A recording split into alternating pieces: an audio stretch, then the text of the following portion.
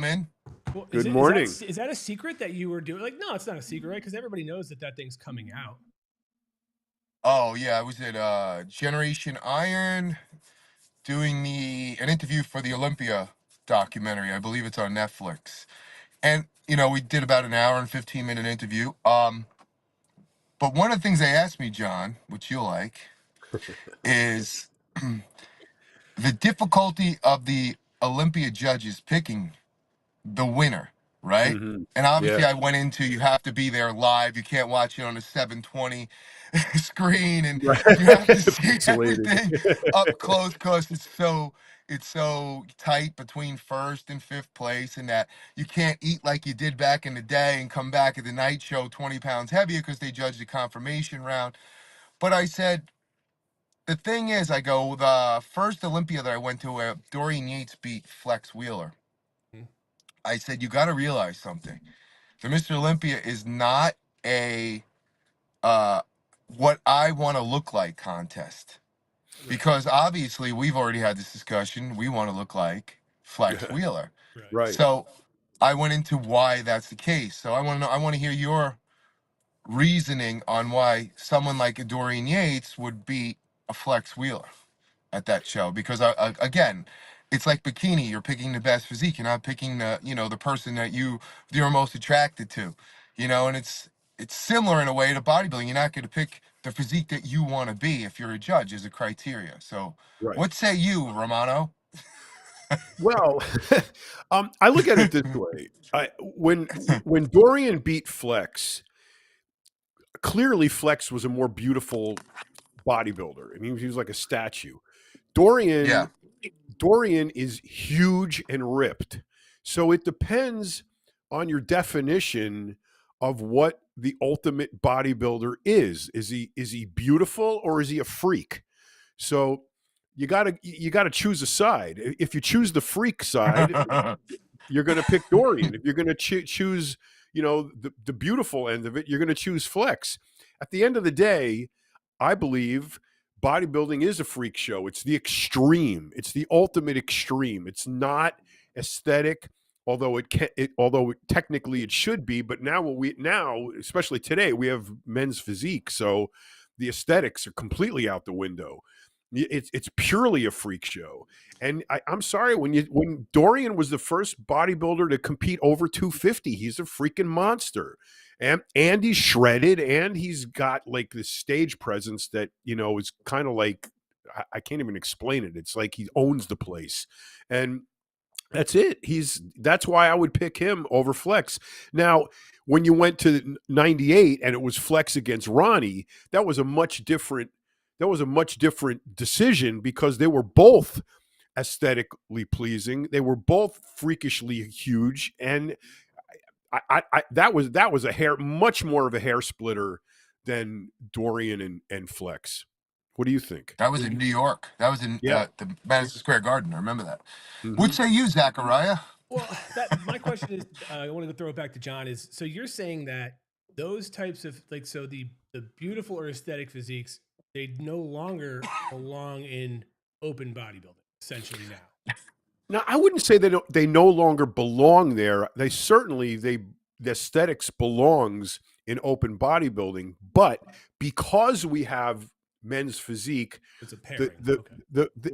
there's a clear delineation between the extreme and the pleasing. So if you want pleasing, you go to men's physique. If you want ultimate freak show, maybe the guy's going to be somewhat. I think Samson Duda, however you pronounce it, has a silhouette that's very beautiful. But I mean, the guy's a freaking monster. So you gotta decide which it is. So I think, especially today, we have a delineation. So the hybrid clear. Person would win in a sense. So you're saying that somebody who comes in conditioned, that's got freakish size, but also isn't a box, a concrete block. They're probably going to walk away with it. I that's my opinion. Yeah.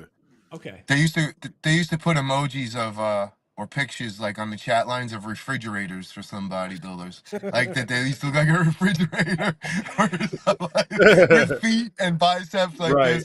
this. Also, Frank, I think that I think we do have to say that Dorian was also a trailblazer, and he did have a broccoli top well before other people. Like, he had that haircut before before it blew up.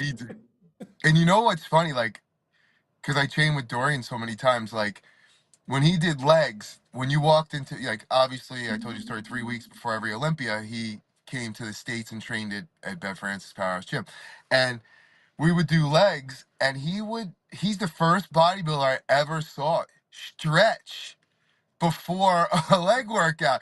He was stretching on the bar, that's in front of like it's the back of the bench where you're waiting by Steve's office. He would be over there, like, lunging and stretching. Most guys, like, you go to Gold's Venice, they're coming in, they're sitting right on the leg extension, they're warming up, Yep. or they're whatever. I never saw that. I was like, but he was funny, man. Like, people Well, didn't I realize think he had a dry sense of humor, too. very dry. Well, I think one thing about him is that he was very, very inquisitive and scientific about what he did, and he didn't do anything for nothing. He stretched for a reason. Even those studies prove that you are weaker if you stretch, especially between sets.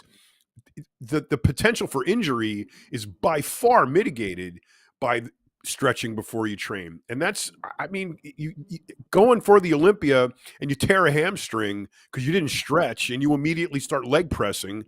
That's just not a very good idea if longevity is in your mindset. Am I wrong here though? I thought that, like, stretching, meaning static stretching, is that what you meant, or did you mean like kind of Dynamic. or dynamic? Yeah, being more like mobile and trying to warm up and the things that you're going to be training or that day, right? That's what I consider stretching or warming up. Am I wrong Look, here to think that it's better to do he that? was. Yeah, he wasn't putting his foot behind Right. his head, Zach. He was putting his heel up on the bar and I was leaning. like, he was like, sixth grade gym class. All right, come down, touch your toes. 1, 2, 3. A step up from there. It wasn't like he was gonna be on a hot yoga journal. With yoga pants on. Yeah. Nah, but yeah, Okay. no, that was the thing too. Like, one of the biggest changes that I've seen is the international to bodybuilding now. I mean, but more so the fans of social media have really driven this to a next level, because we had Dorian, who's from UK, but then, like, there was no social media back there. And then when we got Big Ramy and we got Hottie and C-Bum from Canada, the Olympia just got so many more eyes on it. So when people are like, well, you know, it's not like it used to be. No, I mean, it used to be on NBC. Well, you were lucky on a Saturday or Sunday if 500,000 people tuned into that, because to that event. Whereas on social media, you have 650 million views alone just on Instagram Right. on the Olympia page. So think about the billions of people that are watching this now. It's just incredible. Yeah. Incredible how many people are actually watching this. So, and Worldwide. Yeah. I wonder what a newbie, like someone who's never seen it before, like they just, you know what I mean? Like from a foreign country, they're just clicking, and then they're like, they just see these massive people. Like, what's their first, like, what are they thinking? Like, you know what I mean? You see this guy, like, think about it. You just walk in, you've never seen bodybuilding before, because I've seen it from uh I'll tell my story, but what do you think they're gonna say, Zach? Like, they look and they're like, what is this? I mean, I have friends that do that when they look at some of the stuff we produce. They're going through it because they notice somebody specifically that we were covering. Say it's like even like a Nick Hexum type. Oh, I want to see, and then they run into some of the bodybuilders, and they're just like, holy, what is like? How do you do this? And I'm like, it takes a long time. I'm like, it's not like it. You just do it. It's like but it's also a very long conversation you got to have with somebody, because a true novice that doesn't understand but is curious, they just think again, we've talked about that, they all think it's drugs, and it's not. It's dedication, hard work, patience, everything. It's a collaboration of everything. So it's their eyes do pop out of their heads. Yeah. Well, Yeah, you brought it up like with Tom Brady. You said Tom Brady's looking buff, right? You showed that clip that time. Like, Mhm. if you're comparing that buff to Samson or Derek Lunsford, or Yeah, something, different buff. I'm just thinking, what's the thought process of that? I don't know. No, I mean, you're right though. It's like I think all these terms get watered down, right? Because when people are like, "Dude, Yeah, he's big," and it's like you see a guy, and look, he's big for everybody at the pool that day. But you said like when you walk by, when you're in backstage, Frank, and you're the smallest guy there, it's yeah. like you're I'm a walking around. kickstand. When Frank and I were at this event for Tonal, he Yeah. was hands down the biggest guy there, and everybody, every trainer, every media personnel would like notice him, like he was like the giant walking in there, and it was he doesn't consider himself that way, but it was funny because he's like in Olympia, I'm the tiniest guy in the room. He's like, this is so weird. Yeah, it's crazy. It was like on the cruise I was just on. I mean, in real life, I have the most average gym body. Okay, you would lose me in any gym anywhere in America. Okay, on that ship, I was like a fucking Greek god. You know, it was like so, the perspective was so skewed. You know, and I can imagine, like a normal person just stumbling across bodybuilding for the first time, and the first image he ever gets is like Ronnie Coleman at his best. That's what I'm Right. saying. Like, Like, what the hell? like, what the fuck? I remember being at a supplement franchise show, and the people that took over our company were from, from like, I don't know, Taco Bell or Nestle or something. And the guy's first foray into like bodybuilding world. So he's standing behind the booth, and he's like, looking, he's consulting, and three women walked by. They were like 200 plus pounds in stilettos walking right by with traps coming out of their ears. I watched him. Wow. For us, it's normal. If we go to a show, I'm like, it's same thing as seeing a guy in a string tank top with a fanny pack and American bag, whatever, But baggy. Frank, you made a really good point. It's not so much the dudes. I mean, if you stumbled across, Ronnie Coleman, okay, but if you stumbled across the uninitiated, stumbled across like Iris Kyle, and that was your first view of women's, or some of these Brazilians now that are like insanely jacked, you know, Yeah, like you're like, is that a human? What is that? Is that from this planet? You yeah. can't even place it. I mean, like, what is that? So But you're right, John. But it's Yeah. funny because both of us, growing up in New York, going into the gym, there was Bev Francis and there was Nicole Bass. You know what I Yeah. mean? So oh yeah. my thing wasn't like, look, wow, that's weird. It was more like, man, how do I get arms just as big as them? I'm just a teenager. Yeah, I want You belts know? like that. Yeah, I'm like, look how big they are. I'm like, wow, what are they doing? I got to do it. I was like, Yeah, wow. Andrea Shaw, man, I want her delts, all Yeah. day long. I think I it's like want you get Sarah desensitized. Sarah's conditioning. You get Go ahead, sorry, John. desensitized to it, right? Because you see it and you're like, it Yeah, becomes. I would do the same. Like I would, besides like reading the magazines and things like that. Like there's bigger people that I would go when I was at the gym, and I would just immediately flock to them and ask. I would ask them questions. And again, we've talked about how people are going to be cool to you most of the time if you're not going to bother them during while they're in the middle of a rep. But you're a young person walking up and legitimately curious. Who doesn't want to help that? So of that's the way course. I Yeah. was influenced for sure. It was too, But like, there was a lot of celebrities where we were, like Lyle Alzado, John, Mhm. right? And there was like Yeah, I Tony, trained with Tony, him for 2 years. yeah, Tony Danza, Mark Gaston, Wow, like all the people were around. So like and then you had Gregory the Hines. yeah, then you had like kind of like the fringe, the celebrities that had nothing to do with fitness at all, like Stephen Perry from Journey, and Magic He's good. Johnson, and like what did Van Halen? What was his name? David Lee David Lee Roth. Roth. David Lee David Roth. Lee Roth, who had Kay Baxter and Tegan Clive as bodyguards. Joe Piscopo. Joe Joe, Piscopo. yep, yep. He was on the cover of Greg, Muslim Fitness. Gregory What are they Hines wasn't doing Gregory here? Hines the first person to sign up at Bev's? Yeah, he was a good friend of Beb's and Steve's. Yeah, he was one of the first people to sign up over there. Yeah, No, he But was really I I good was. I friends. think one of the things that gets lost, especially among young guys in this whole thing, is at least for it, this was it for me. When I first saw a bodybuilder, it was on TV. It was, I think, the '72 Mr. Olympia, and it was either Bertil Fox or Mm. Sergio Oliva hitting a crab shot. And I'm this pudgy 12-year-old, right? And you're looking for an identity. And I saw that and I go, that is so fucking cool. That's what I want, you know? And there is an element of coolness to muscles, and dudes know it. It's like Of course. horsepower in a car. It's like, it's a macho thing. And if you appeal to that, or if that is your appeal, but today we are so watered down with this, feminuche attitude about everything that it's not that cool anymore. Well, you know what? When I was a kid, the first thing I saw that resonated with me was Arnold Schwarzenegger in Conan, Mhm. because Wow. he was picking up girls, throwing them in the fire, right? He was chopping people's heads off with the sword, like, he was this muscular guy. Like, I don't like that was the first like muscular probably bodybuilder I like Yeah. saw until I saw the magazines. It was the movies.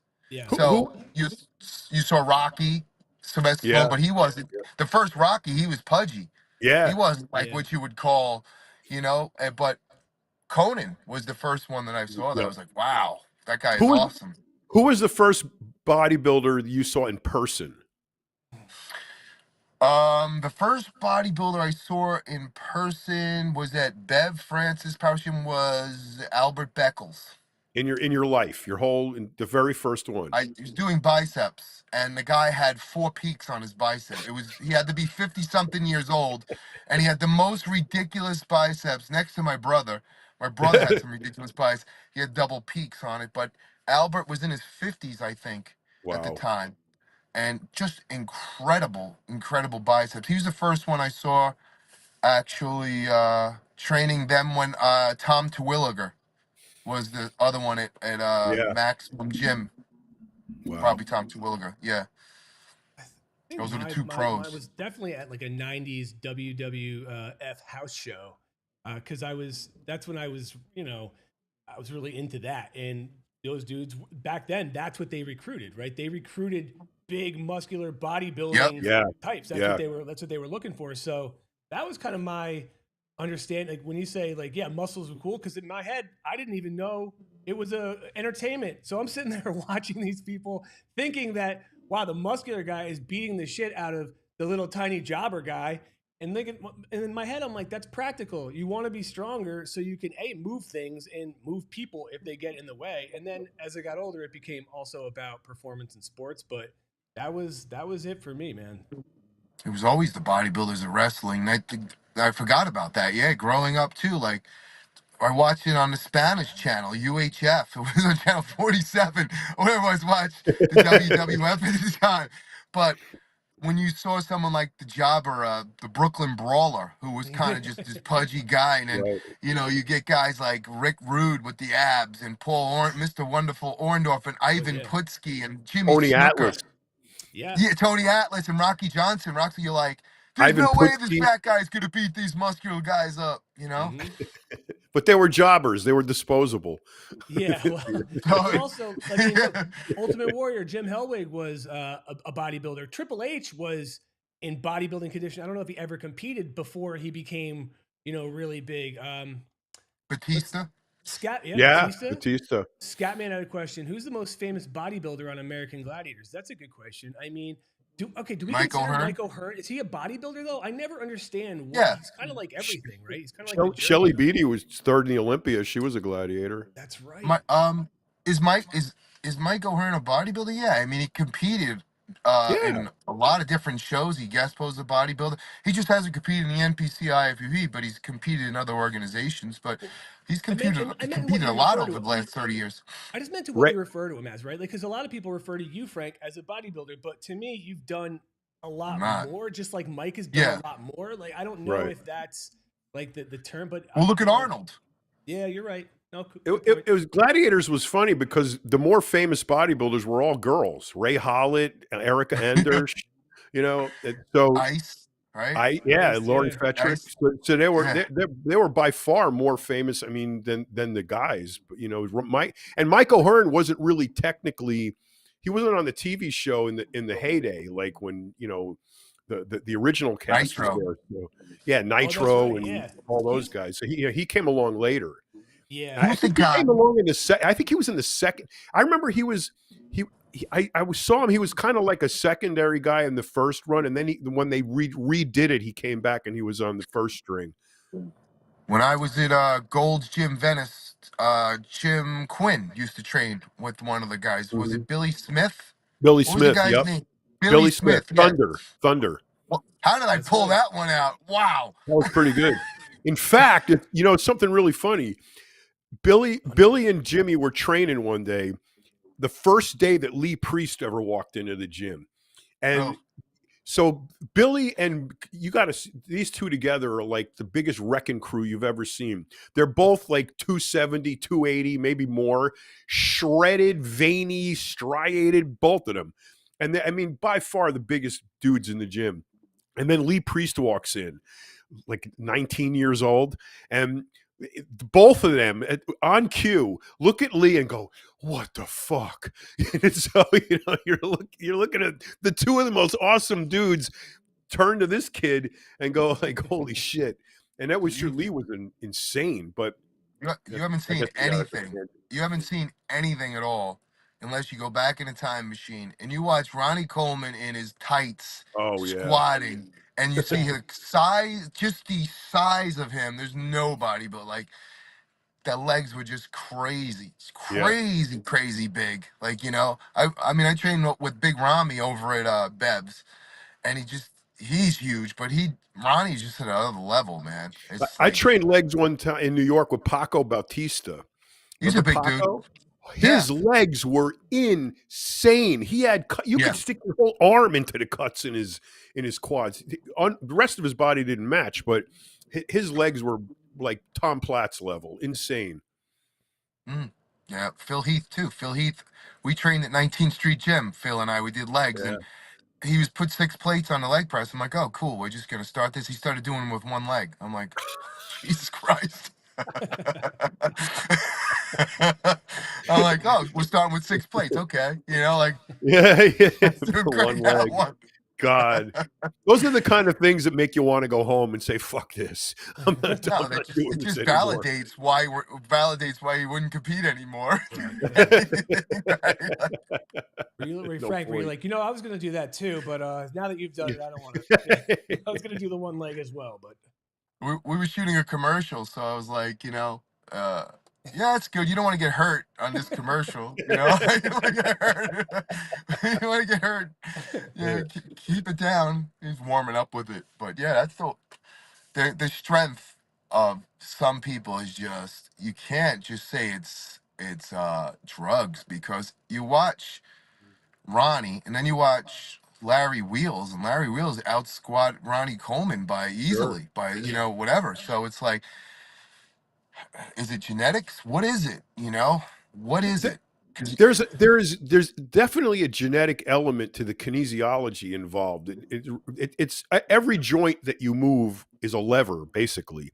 And for example, in a bicep, if your bicep tendon attaches a couple of millimeters lower down on your arm than the next guy, you're going to have a mechanical advantage because you have a more the lever is further away from the fulcrum, so you're going to be stronger.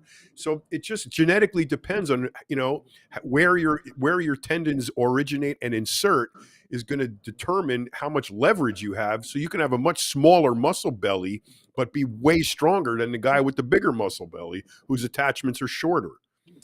So, do you think that with advancements in technology and science, that people are going to be able to manipulate that moving forward? I mean, if they aren't already at like a mass scale. sure.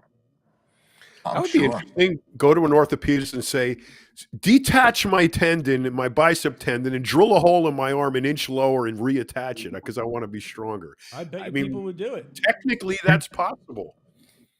that you People do stretch. the leg lengthening, right, to be taller. Yeah, that's true. They break. They put the Chinese do that like crazy. They go to Honduras for that experimental reversible gene therapy. I mean, so it's Zach and I are going. When are we going? Yeah, that's right. Yeah, we were approached about that, John. We didn't tell you about that, did we? No, I don't even know what it is. Reverse gene therapy. Neither do we. It's called. But you're getting it done. It was yeah, dude. So it's like it supposedly lasts for 1 to 2 years. The cost is 25 grand for one shot, and it's basically, it kind of rejuvenates. Rejuvenates your muscles, tendons, ligaments, and it basically kind of turns back the clock on all that stuff. So it's stem cells. I don't know. The thing is, we don't really know much about it. I did look into it a little bit, but I want to reach out to the people that are behind it and talk to them. It looks interesting and there's some promise to it, but it's also, when you hear experimental, like, dude, it's $25,000 a shot. He offered it to both of us. So you and I are going to be on some canoe riding down some island in Honduras and like underground. It's like, okay, you got to put on your, get to the beach, put on your scuba suit, dive down under the rock. Yeah. Come back and all up. of a sudden, on the way back, we're swimming underwater and like, do we have to come up? Because now I have gills. You adapted. Yeah. But okay, whatever, right? Like if it worked, and like, take the cost out of it, or say it was within, it was sustainable or something that you could easily do, would you do it?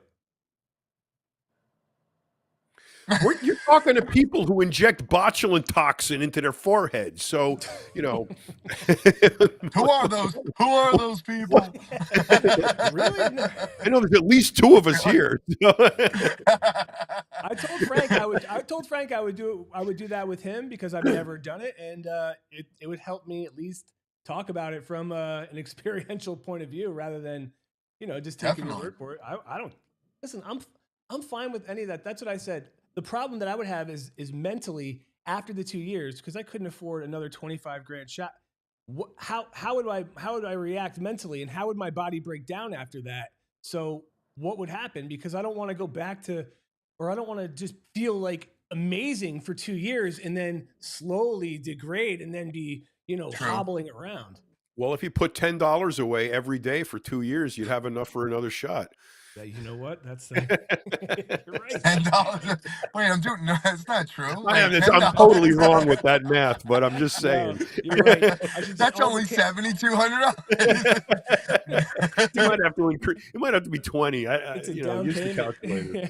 But what if we get financial planning? Giuseppe nutrition treat on that island in Honduras? There we go. See that? You can trade, Frankie. Protein treats for shots. I'll send you 3 pallets. We'll call it even. It's like, how many people are there, like, in that village too, right? So it's like you might sell 20 of them in like 2 years. If listen, it might be the nicest place on earth, but in my mind, we're on a canoe like in Rambo, going down with people with machine guns. And we're rowing, but it's probably like state of the art, beautiful place. Like when you think of Turkey for hair transplants, you're like, it must be gross, right? And then you see these people, it's like 5-star hotels and and all this other stuff. Yeah. Did you see that thing? Did you see that thing on TikTok about? So a woman went to get her like midlife crisis kind of surgery, plastic surgery. So she went with her sister to Turkey to get a tummy tuck and some other procedures. Well, his sister was waiting for her. The doctor came out and said, sorry, she passed. And they were she's like, what do you mean she passed? And she's like, she passed. And they're like, how? She's like, well, complications in the surgery, you signed a release form. So they got the autopsy, what have you, but there were parts of her brain and her heart that were missing. What? From the story that they were telling, and there was nothing they could do about it. Oh my God. Did she go in that way, or they did that to her? How do you go with the surgery parts of your brain? I don't know how plastic question. surgery affects brain matter. I mean, that's like, what are they doing? listen, I preempted this conversation by saying it was on TikTok. I Oh, didn't say it was. I didn't say it was world news. I said it was. I yeah, if didn't it was say it was TikTok, it CNN or must be anything. true. Yeah. But that's not unheard of, Frankie. A while ago, they were calling. I think they were calling it shotgun plastic surgery, and there was these women would go in and get breast implants, this tucked in, cheekbones and rib were taken out. I'm like 30 things. They do it all at once, and they're in a body cast for 6 weeks, and then they peel it off, and you're a new person. But people were dying left and right.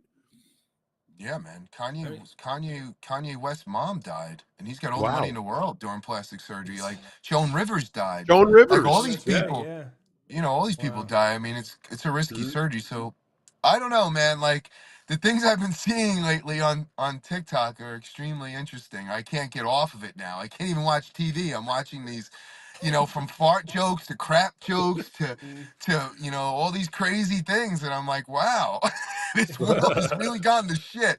Really, in basket, man. Wow. But It's on the what's this? on the plus side of that, though, I watch a lot of I get hooked into the reels on Facebook because I have a lot of varied interests. So I'm getting metal fabrication tips, cooking tips, dog training stuff. This is all valuable information to me, and I'm not Well, watching somebody shake their ass. I'm like watching something valid, but you I'm know watching people defecate in the mall Yeah. publicly. Yeah. That's not my real. saw That's that not my one. interest. And at the airport, she's putting her luggage in. She defecates and she's kicking the piece of duty around. No one Like sees How it. about the one that threw it at the McDonald's counter? Did you see that one? Oh my God. She reaches into her pants and pulls out a turd and throws it at the girl behind the counter. It's Well, you the just same can't thing. make that. The woman in one of the electronic stores. She was wiping her butt with a napkin, and she had it on her hand. She smelled it, and she's touching all the devices in oh, the store, like the phones and the laptops and stuff. And I'm like, oh oh, people are man. vile. So look, eh? Yeah. Yeah. Oh gosh. Eh, eh. Oh,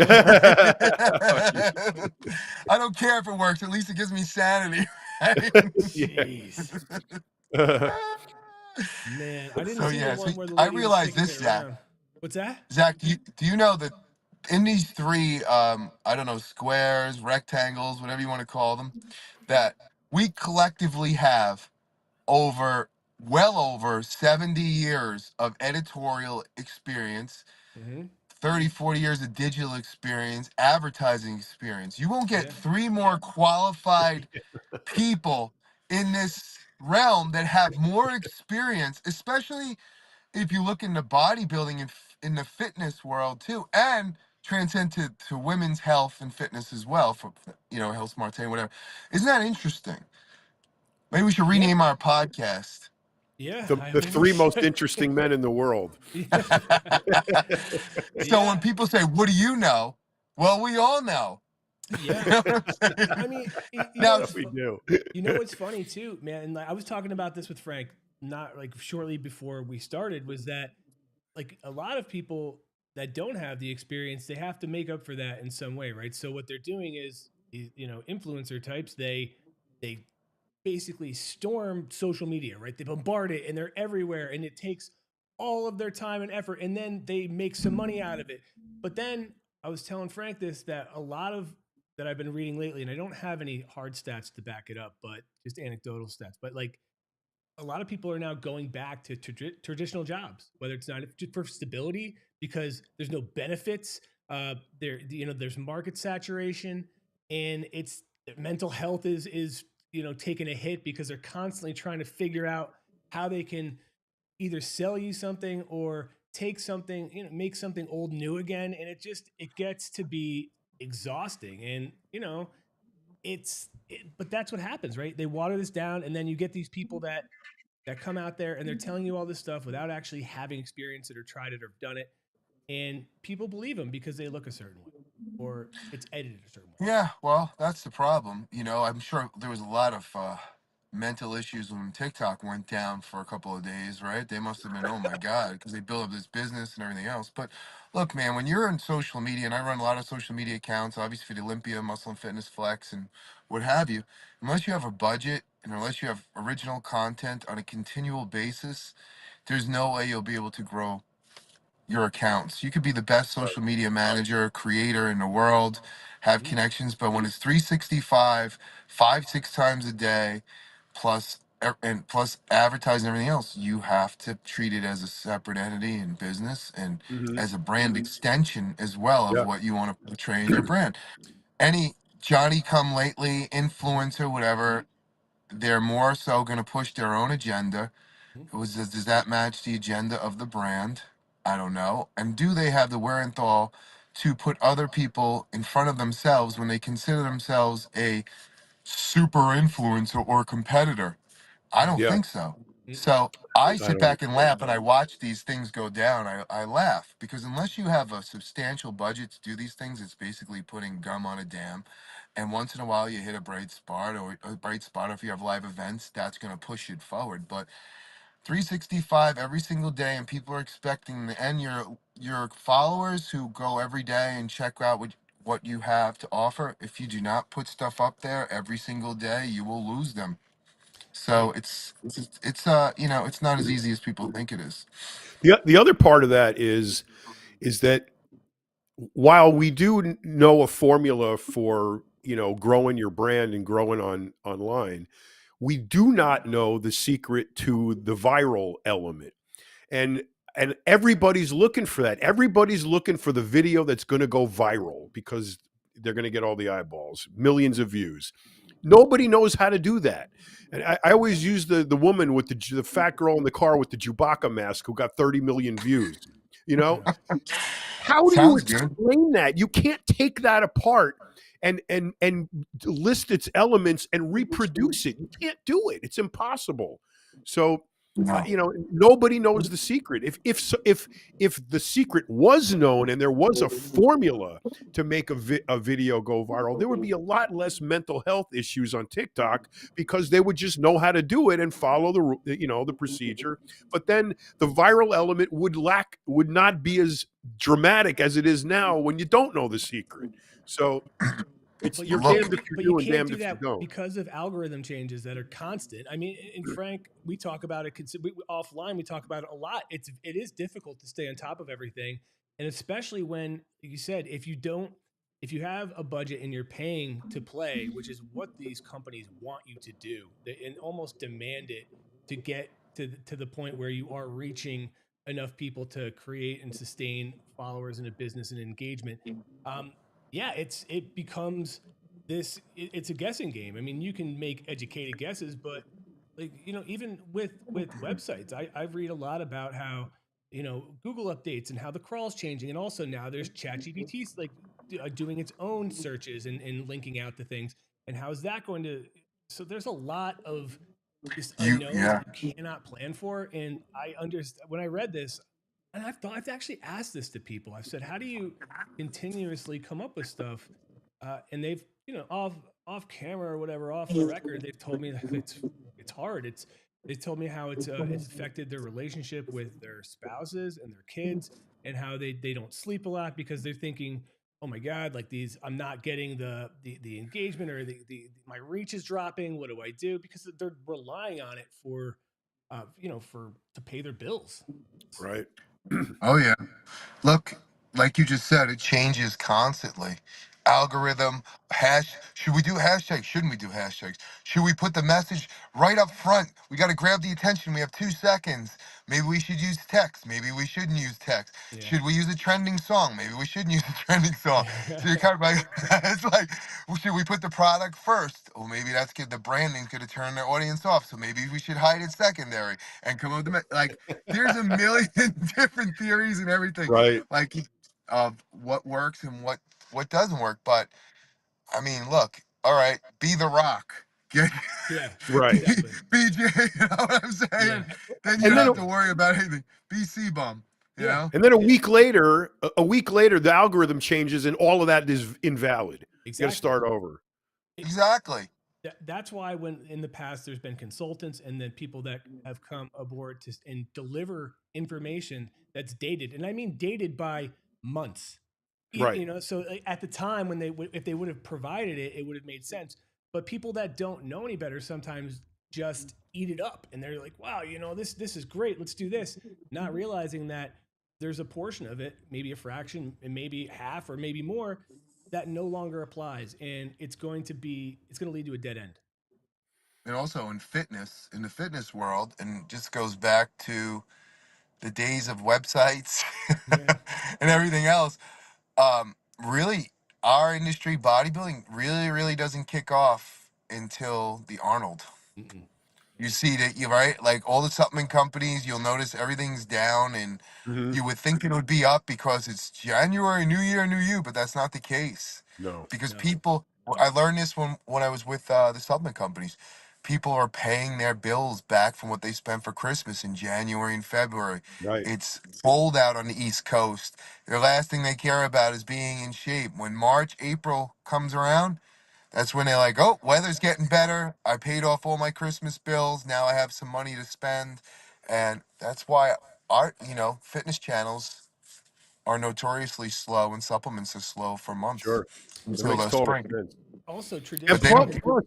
plus they had these monster sales, for Christmas and Mhm. yeah, Black Friday all the way through Yeah. Christmas. You got a month of 70% off, and so people stock up on that shit, and then they're not going to buy anything in January, they or February or March. They got it all already. no, and we That's- like traditionally and historically, in at least from this brand anyway, there would be obviously more interest in the weekend surrounding shows like the Arnold, the Olympia, and even the New York Pro and in Pittsburgh Pro. They would get attention as well, but again, it was the weekend. I mean, even the Olympia, it's they're leading up to it, say the week or so before, like you'll see the uptick, but what we didn't have until last year was somebody that knew how to capitalize on it, and it's not going to be done via the web anymore. It's done social. It's done on social, and Frank alone blew it up. I mean, really did an amazing job, and that I don't know. It actually showed me a lot of stuff too, just how the landscape is shifting and how it shifted, and it made me rethink a lot about strategy and how to cover things, and how it's almost more important sometimes to collaborate with the right people and make sure that you're getting things out timely, and mhm. sometimes again multiple things at once. And it was really something to watch. It was, and it paid off. But it was really Nonstop. crazy. Yeah. Yeah, I was like, holy It's shit. nonstop. Look, people always have these grandiose ideas of like, oh, it's the Olympia. Whatever I put up, it's gonna be Yeah. amazing. Oh, it's the Olympia. Yeah. Well, then why didn't we do six? Then why didn't we do 650 million previously? Right. Because you have to figure out what's working, what's the Right. algorithms, what's going on, and what's yeah. Oh well, it's just throw something up and put it up. Yeah, okay, great. You know, look, some brands are just dead, Yeah. and there's Yep. not you can't really give them CPR anymore. They're just dead. No matter what you do, you're not going to be able to vital to revise or whatever, but revive them. But this Olympia is a powerhouse, man. Like, it could be even bigger than what it is. Sure. You Yeah. just have to basically, there's certain collaborations and partnerships that would have to be done. Yeah. And, and also what I noticed as well is that a lot of the things, outside of just traditional posts and collaborations, things that when Frank was coming around and we were doing interviews or we were just going and talking to people, we were, even if we posted a story, they would say, holy, wow, that did well. Let's do more together. And they would want to reach out and talk about future collaborations together, which Yeah. that's a really important thing. It's establishing those relationships and using a very powerful platform to showcase that, hey, by the way, if we do something together, we could really both benefit both our brands by, and personal brands as well. So, and that's still paying off now, all these months later. Yeah, That's look, it's important for the that's growth of the true, but at brand. the end of the day, we're still selling air conditioners to Eskimos. So Right. Right. you know what I mean? There's I get it. Yeah. That's I the know what you mean. problem. We are so focused on the niche, that everything we do is like a new iteration of the same thing because we want to extract another 5 cents out of the population, you know, and it's tired. And we're at a point, I think it's like personal trainers. Okay. Personal trainers now, to me, are absolutely ridiculous. The shit that they do to try to establish a point of difference to attract a new clientele. It's like here you got a client doing a headstand on a Bosu ball with a kettlebell hanging off of 1 foot, doing one-legged leg presses with a cable in the other hand doing kickbacks. That's what I was going to do later. That's where we're at with personal training. Big trainers looking for a point of difference. So again, you're selling air conditioners to Eskimos. Anybody who wants a personal trainer has one. So they don't need another one unless that other one is demonstratively different from the one that they have. So you're either promoting a point of difference that amounts to practically nothing but ridiculousness, or you're got an idea that's gonna extend beyond the confines of our industry, and you're gonna break into something that's virgin.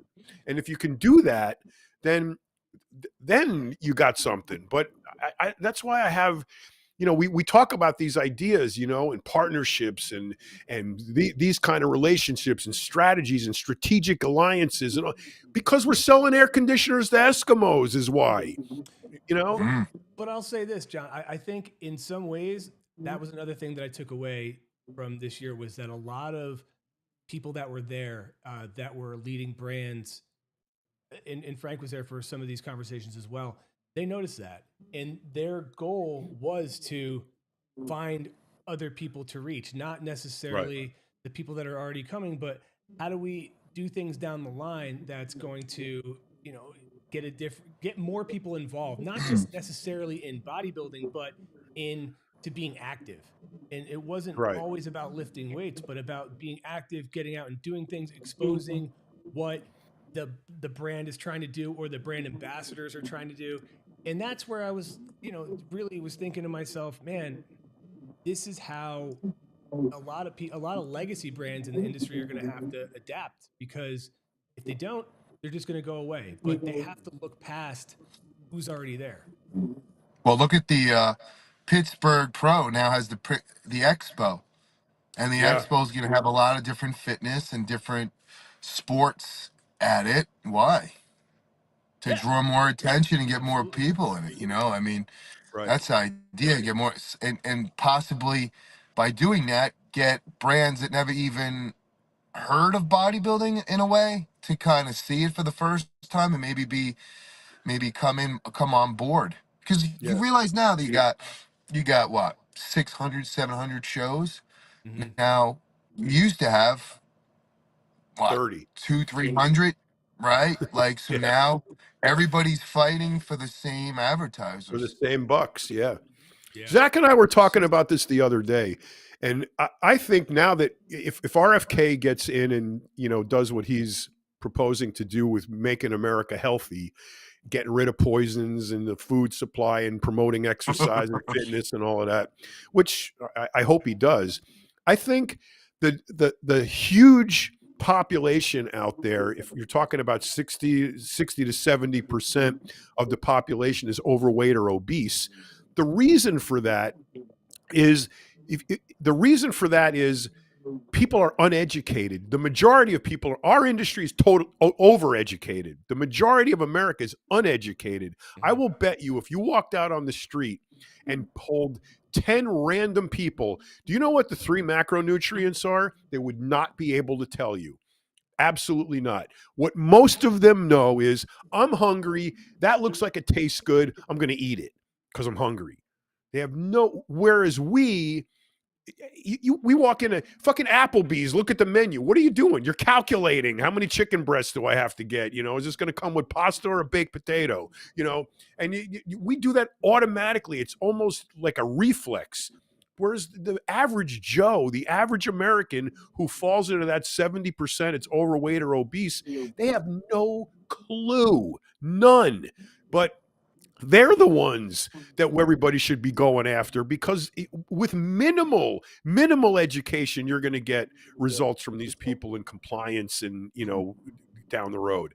But like I said, we keep selling air conditioners to Eskimos, and the how great is the air conditioner going to ultimately be? Eventually, you're going to hit the ceiling, and that's it. No one's going to want it. So unless we open the box and spread out the reach, we're just going to keep, it's going to be a cyclical endeavor of constantly doing the same thing, But don't you only think that better and adding better and better. But don't you think that adding these new divisions is what that is attempting to do? Is Yep. bring in other people from the outside? And again, like when we And they spoke with have. yeah, exactly. Yeah, And we no, spoke to they Steve have. the other day about the fit model division, and his prediction was it's going to be popular because it's people that are going to be intimidated by other divisions, and maybe at some point they'll evolve to want to get there, maybe, but they got to get a foot in the door, Yeah. right? And if they get a foot in the door and they feel good and they want to keep going, then they can decide which division that they want to go to, if any. So I really do think that is, a discussion that these folks are clearly having, because every time they've added divisions, as much as the hardcore bodybuilding fans complain, it does bring in more people. It brings in more revenue. Yeah. The division saved bodybuilding. Yeah, Men's Physique came out, people laughed. They Right. were I remember. laughing when they were on stage. I yeah. remember seeing it for the first time. They were Mm-hmm. laughing, hysterical. Mm-hmm. Men's Fast forward bikini. 10 years. Yeah, 10 Yeah. years later, between that and bikini, that makes up more than 2/3 of the Yeah, show. yep, Yeah. yep, So, yeah, what's this fit division is going to be huge. Remember, I told you, Zach, yesterday. I was talking to Jim Mannion, Yeah. Tyler. I'm like, this thing's going to be, it's going to be huge. it, I it, mean, I it can't is. see the men's not far behind. Come on, No, you No. know, like this right. women, it's going to be the regular guy. And Yeah. you know, I mean, it just makes sense. You're still, even though those are new divisions and they're new ideas and they're new populations, you're still focusing on 25 to 30% of the whole population of the country, or the world, actually. But America is one of the fattest nations on earth, if not the. It trades places with Mexico every year. So you've got a tremendous population of completely uneducated people when it comes to health, fitness, diet, nutrition, supplementation, all of that stuff. They do not know the first thing about it. And if you could appeal to them, imagine if you could sell a supplement, one pill, one vitamin, one little capsule that would provide, better glucose tolerance. If you could just do that, and in a supplement that worked, you would have 200 million people available to buy that, versus, what are you going Well, to do? What are you going to bring the bodybuilding in industry? have you seen the Cookies. commercials We're for doing Weight cookies Watchers now. now? I Have you What's haven't. seen the that? commercials? Have you seen the commercials for Weight Watchers? No. Yeah, look at the commercials for Weight Watchers. I don't know if it was GLP or semaglutide or Ozempic, one of those Oh, that they were that was on the commercial now. Right. I did see that. Think I about did. that. Yeah. Whoa, man, is that a can of worms? So now instead of supplements because we're selling air conditioners to Eskimos, instead of supplements, now we're selling drugs that were designed for something else, that has a side effect that's beneficial to us. So, I mean, we've gone from herbs to supplements to chemicals to drugs. What's left? What are we going to do now? You're talking about going Dude, to Panama to get your, stem cells. How dare you, sir? Where It's where Honduras. How where dare you? where's Honduras. Like, the yeah, end? the nerve of you saying Panama, not Yeah, but Honduras. I see Ozempic. Honduras, I see. whatever. I don't know. I don't know the difference. I don't know the difference between GLP, Ozempic, and Manjaro. Whatever. It's I all don't the know what same. I the think they're all the Same same. shit. semaglutide. It's all the Yeah, same. but I see them everywhere. Do you need a script for them now? Or I don't Yeah, know. you I don't do. know which You one, do. if You any of do. them. You do. And I It- don't Oh, know how, like, I don't know if, I think kind of like I have to, well, the thing is my insurance company would cover, I believe there's steps you got to take. They would cover my testosterone replacement, but they wouldn't do anything with peptides, obviously, because of sure, those sir. legalities. But so I have to pay for all that out of pocket. Most people I know are paying for the GLP ones out of pocket. Or is it GLP? Yeah, it's GLP ones. Yeah. So they're out of pocket. But also, here's the other thing. I keep seeing things about not necessarily the downsides, which I've heard it has an effect on the skin for people. Like it kind of makes it rubbery. Whether that's true or not, I don't really know. But some of the other benefits that it's showing, and I know that more research needs to be happening. Needs to happen is heart health, brain benefits, kidney protection, even addiction reduction.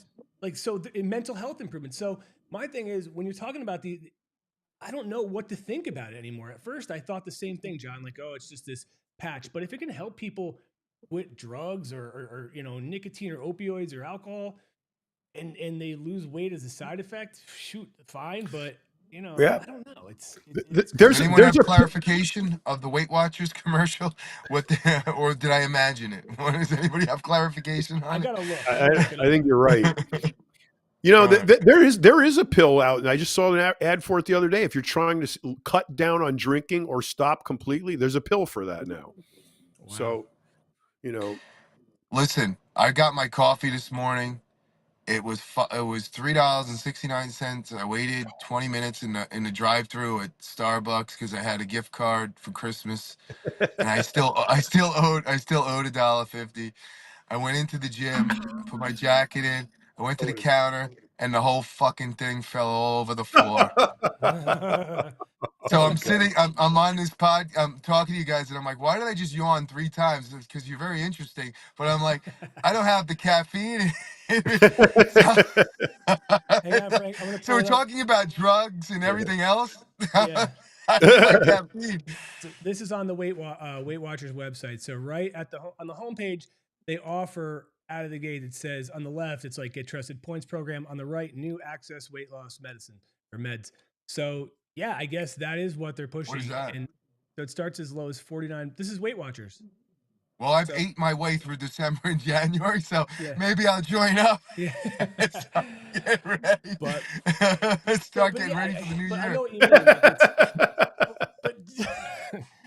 mean. Dude, yeah, well, I freaking went to, dude, I told you I was on a 2-week bender. I went to 4 straight nights of fish. So I was pretty much, didn't sleep for basically like a whole week. I was on a cruise for 10 days. I did nothing but drink and eat for 10 and lay by the pool for 10 days. I did nothing. Well, I go, wow, the whole world lived like this. Yesterday I had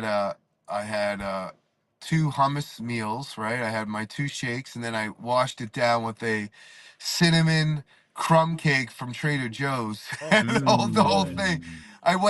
I was wearing a tank top in the gym the other day, and this girl goes, wow, you look phenomenal. I go, oh, yeah. And she goes, you probably don't even eat anything bad, right? I'm like, no. But I think I weigh 240. I think I weigh 245 right now. Wow. It's big.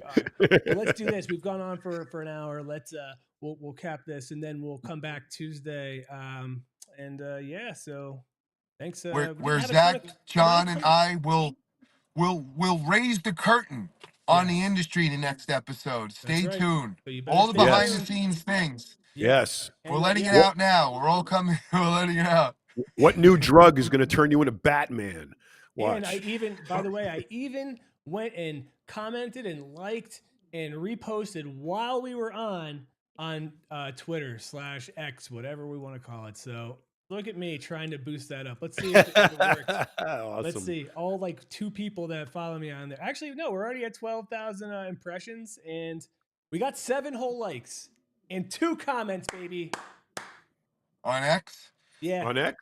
Yeah. Cool. That's not bad. Well, the reason why I wanted to actually comment on there, for weirdly enough, I can't see them, but because there's people that comment on here that are from there, and I can't respond directly. So I bet you if I could find a way to do it, then it would probably help with the algorithm and engagement. So we'll see. I'm gonna ask your friend to meet me. I'm in the parking lot, and we have 11:30 call, Zach, right? Yep. Yes. Cool. So I don't.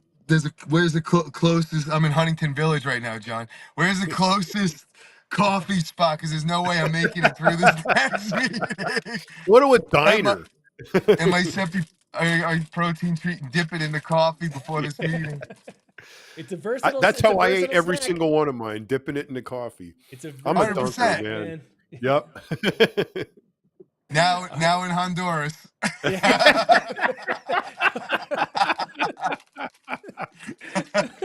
They come with a little packet of hot sauce on the side. Yeah, right.